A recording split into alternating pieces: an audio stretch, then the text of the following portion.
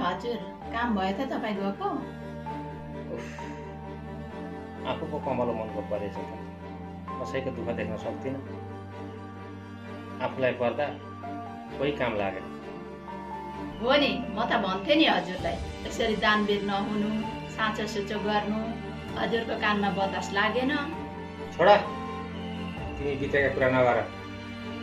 अहिलेको चाहिँ समस्या कसरी समाधान गर्ने त्यो चाहिँ विचार गर न।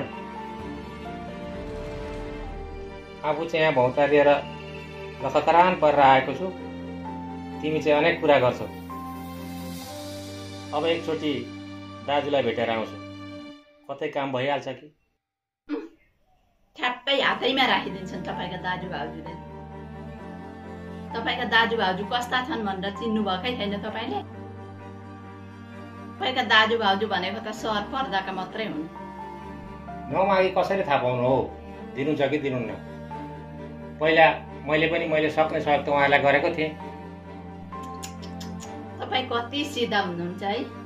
अहिलेको जमाना स्वार्थी जमाना छ, तपाईँलाई के थाहा।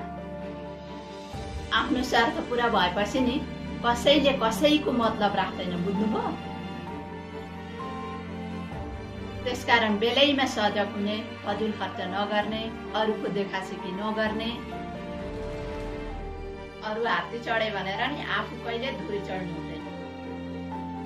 त्यसकारण सधैँ आफ्नो घाँटी हेरेर नि हाड निल्नुपर्छ। तपाईँसँग पैसा हुँदा तपाईँको अघि पछि कति साथी थिए, अहिले कोही काम लाग्यो त। त्यसकारण बेलैदेखि होस गरेर चल्नुपर्छ। एउटा भनाइ नै छ नि त, छन् गेडी सबै मेरी, छैनन् गेडी सबै टेडी।